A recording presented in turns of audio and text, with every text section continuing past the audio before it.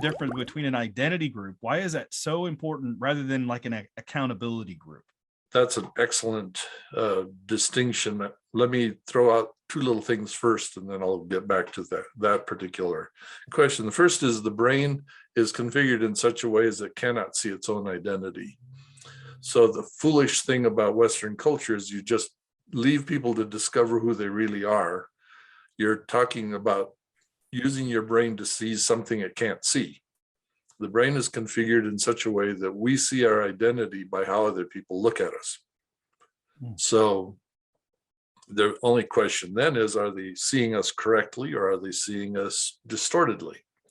And, the world, the flesh, and the devil are all ways that see a distorted view of who we are. But if that's all our brain knows, it becomes us. And so that's the first problem. We're going out looking for our identity using a method that's guaranteed not to work. It'll just lead to confused people, confused about everything about their identity. What's my gender? What's my sexuality? What's my what are my people? What are my groups? What are all those things? You just left that all up to chance now. Then at age 14, your brain goes through an apoptotic period, which means it's programmed cell death. It kills off a bunch of itself in order to make my individual identity less important than my group identity, which is where we have all the peer groups and everything that develop around age 14. Suddenly, my people and their survival becomes more important to your brain than your own. Now it's very important to say, well, who are my people?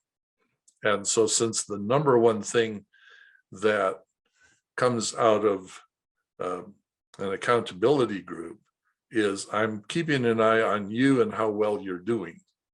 The focus is on you and your choices and all that sort of thing. So I'm sort of patrolling your behavior, but an identity group says, we're going to teach you how to be the kind of people we want to be.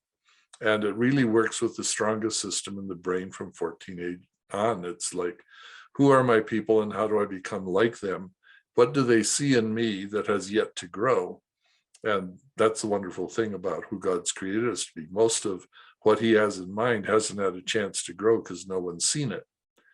And so an identity group can say to you, once you were a thief, but now you can work with your hands and have something to give to others, which Paul tells his congregations. You came from all these things. That's what you were before. Yeah.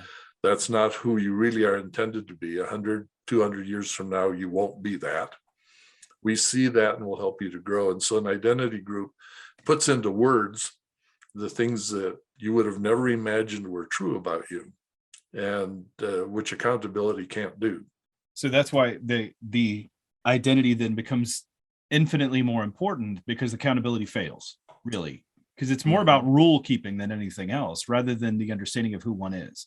And it runs on that things that if I could just make the right choices and make myself do it, it's, which is not the thing that changes our character.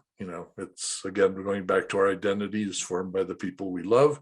And that would be what an identity group would be. People who love each other and bring out what Christ is trying to grow in one another.